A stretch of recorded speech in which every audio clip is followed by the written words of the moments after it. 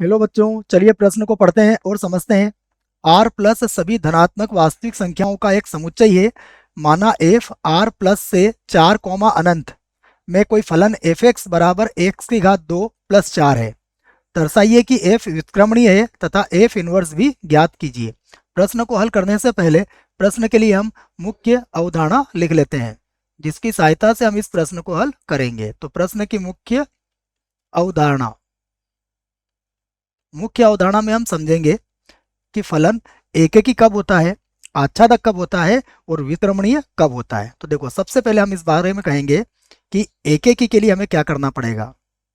तो एकेकी फलन एकेकी होता है, तो उसे सिद्ध करने के लिए या उसकी जांच करने के लिए हम क्या करते हैं, एफ ऑफ एक्स वन बराबर एफ ऑफ एक्स टू।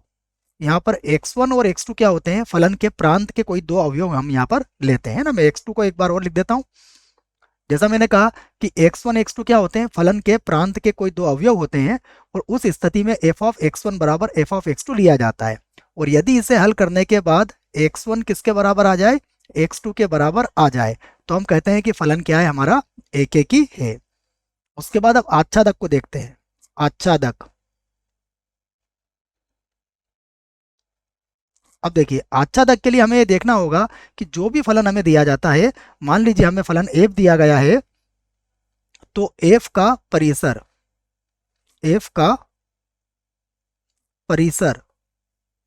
यह किसके बराबर होना चाहिए, एफ का सहप्रांत। एफ का सहप्रांत, तो यदि ये बराबर होते हैं तो हम कहते हैं कि फलन क्या है, आच्छादक है। अब हमने एकेकी और आच्छादक तो क्यों जाना, इस बात को यहां पर समझें आप। हम ये कहेंगे कि यदि यदि फलन फलन एकेकी आच्छादक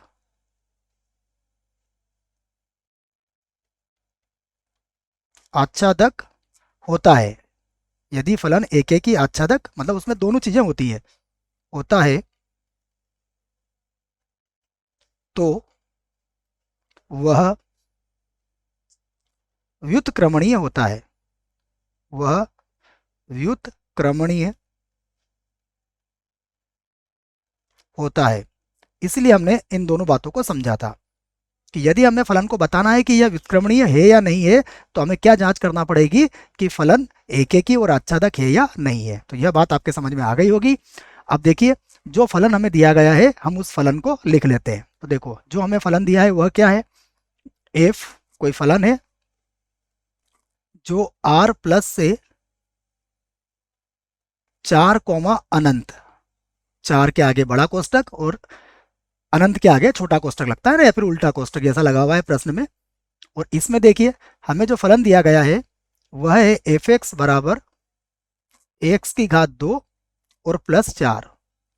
अब आप सबसे पहले यहां देख सकते हैं कि यहां एफ का प्रांत, देखिए एफ का प्रांत क्या है, यहां पर एफ का प्रांत है आर प्लस, ठीक है, ये इसका प्रांत है। और उसके बाद एफ का सह प्रांत, तो देखिए एफ का जो सह प्रांत है वह कितना है, वह है 4 से अनंत। तो 4 के आगे बड़ा कोष्टक है और अनंत के आगे सदैव छोटा कोष्टक ही लगाया जाता है। तो हमने एफ का प्रांत और एफ का सह प्रांत दोनों यहां पर लिख लिए हैं। अब हम सबसे पहले इसके एकेकी की जांच करते हैं। तो मैं यहां पर लिखता हूं एकेकी की जांच। एकेकी की जांच, देखिए, जब एकेकी की जांच करेंगे तो सबसे पहले हम प्रांत के दो अवयव ले लेंगे। तो देखो, यहां पर हम बात करेंगे कि यदि यदि x1 और x2 किसके अवयव हो, r प्लस के अवयव हो। ये हमने दो अवयव ले लिए हैं, किसके, f के प्रांत के। अब माना माना एफ एक्स वन बराबर है एफ एक्स टू के लिए हमने ये मान लिया कि एफ एक्स वन किसके बराबर है, एफ एक्स टू के। अब देखिए, एफ एक्स वन का मान क्या होगा, हमें फलन में क्या दिया हुआ है, हमें दिया हुआ है एक्स की घात 2 प्लस 4। तो यहाँ पर हमने लिख लिया एक्स वन का वर्ग और प्लस हो जाएगा 4। यहाँ पर देखिए, ये होगा x2 का वर्ग और प्लस 4, यहाँ 4 से 4 कट जाएगा तो हमारे पास बचेगा x1 का वर्ग और बराबर हो जाएगा x2 का वर्ग। अब देखिए हम इसका वर्गमूल ले लेंगे, तो यहाँ पर वर्गमूल लेंगे तो x1 बराबर हो जाएगा x2। यहाँ पर देखिए हमने प्लस और माइनस का प्रयोग नहीं किया है। प्लस माइनस का प्रयोग क्यों नहीं किया है यह भी हम समझ लेते हैं। देखो हमने यहाँ पर x1 x2 क्या लिए हैं, देखो x1 और x2 ये दोनों ही हमारे क्या है, ये दोनों ही हमारी धनात्मक वास्तविक संख्या है। और यदि धनात्मक वास्तविक संख्या है तो फिर हम यहाँ पर वर्गमूल केवल प्लस में ही लेंगे, माइनस का यहाँ पर प्रयोग नहीं किया जाएगा, क्योंकि न तो x1 ऋणात्मक है और न ही x2 ऋणात्मक है। ठीक है बच्चों, तो x1 बराबर x2 हमारा आ चुका है, अर्थात यहाँ पर हम कह सकते हैं कि अतः f क्या है, एकेकी है। यहाँ पर हमने क्या कहा, f एकेकी है। तो देखिए f हमारा एकेकी यहाँ पर हो चुका है। अब हम जांच करेंगे आच्छादक की, तो मैं इस बात को यहाँ लिख देता हूं, आच्छादक की जांच। आच्छादक की जांच की जांच। देखो आच्छादक की जांच करेंगे तो हमें फलन क्या दिया है, हमें फलन दिया है एफ एक्स और बराबर दिया हुआ है एक्स की घात 2 प्लस का 4। अब देखिए एफ एक्स हमारा किसके बराबर होता है, एफ एक्स को हम लेते हैं वाई के बराबर, तो वाई बराबर हो गया एक्स की घात 2 प्लस 4, क्योंकि हमें पता है वाई किसके बराबर होगा, एफ एक्स के बराबर होगा। यहां से देखिए यदि आप 4 को बराबर के इधर ले जाते हैं तो एक्स की घात 2 का मान क्या आ जाएगा, तो यहाँ पर एक्स का वर्ग बराबर हो जाएगा वाई माइनस 4। यहाँ से देखिए आप वर्गमूल ले लीजिए, तो वर्गमूल यहाँ पर हम लेंगे y माइनस का 4। यहाँ पर देखिए फिर से हमने x का मान जब निकाला है तो यहाँ पर प्लस माइनस का प्रयोग नहीं किया है, क्योंकि x हमारा क्या है, r प्लस से लिया गया कोई मान है। तो अब आप देखिए यहाँ पर हम इस बात को कहेंगे कि यदि x जो है देखिए वह किसका अवयव है, x जो है वह r प्लस से लिया गया है।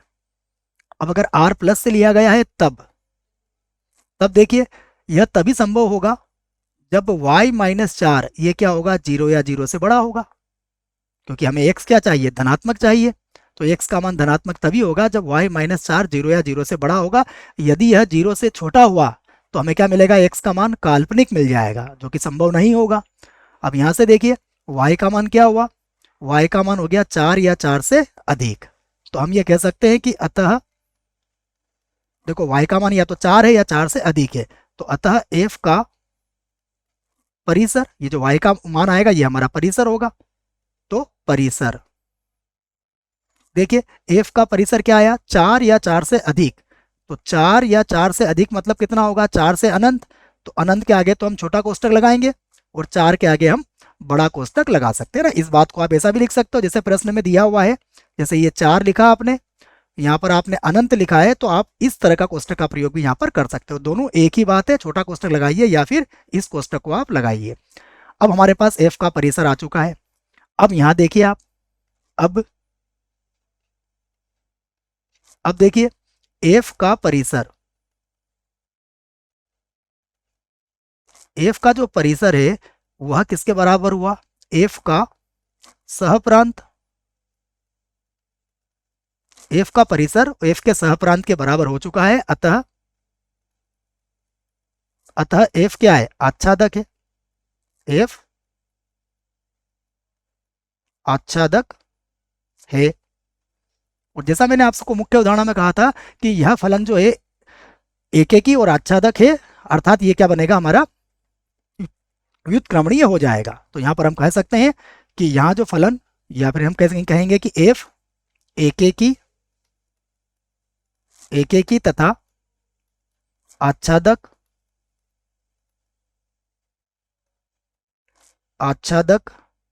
दोनों है,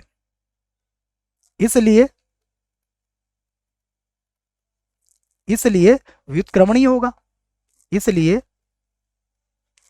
व्युत्क्रमणीय होगा। यही हमें सिद्ध करना था। देखो कि सबसे पहले बताइए कि ये व्युत्क्रमणीय होगा या नहीं होगा। तो हमने एक एक के आच्छादक इसे सिद्ध कर दिया है, जिससे ये क्या सिद्ध हो गया कि फलन हमारा व्युत्क्रमणीय है।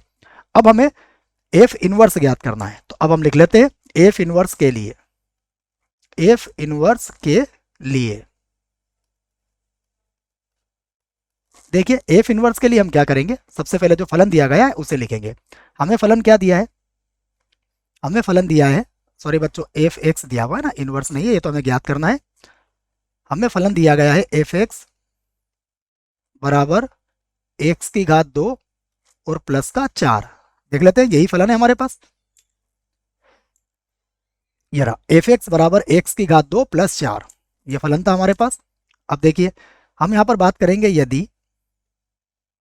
यदि एफ एक्स किसके बराबर हो, वाई के बराबर हो, जो कि होता है। तो इस स्थिति में यदि हम x का मान निकालते हैं तो x का मान क्या होगा, x का मान होगा f इनवर्स y, ये हमारा f इनवर्स y हो जाएगा। तो अब आप देखिए यहां पर जब हम fx का मान रखेंगे तो वह मान कितना होगा, fx का मान होगा y बराबर हो जाएगा x की घात 2 प्लस का 4, 4 को बराबर किधर लाइए, तो x की घात 2 बराबर हो जाएगा y माइनस 4, इसका वर्गमूल ले लीजिए आप, वर्गमूल यहाँ पर भी हम प्लस में ही लेंगे, y माइनस 4। अब देखिए x किसके बराबर होगा, x बराबर होगा f इनवर्स y के, और ये हो जाएगा वर्गमूल y माइनस 4 हो जाएगा ये। अब यदि हम इसे x के पदों में व्यक्त करना चाहते हैं तो हम इसे ऐसा भी लिख सकते हैं, अतः देखो f इनवर्स, अब ये कहां से कहां तक परिभाषित होगा, देखो यह होगा 4 से अनंत, और वहां से देखिए अब ये बन जाएगा इसका प्रांत, और उसके बाद ये होगा r प्लस, और इसमें यह परिभाषित होगा जिसे हम लिख सकते हैं f इनवर्स x, यदि हम x के पदों में व्यक्त कर रहे हैं इसे तो, और बराबर होगा वर्गमूल x माइनस 4। तो यह हमने f इनवर्स को परिभाषित कर दिया है। आशा करता हूं बच्चों आपको इस प्रश्न का उत्तर समझ में आया होगा। धन्यवाद।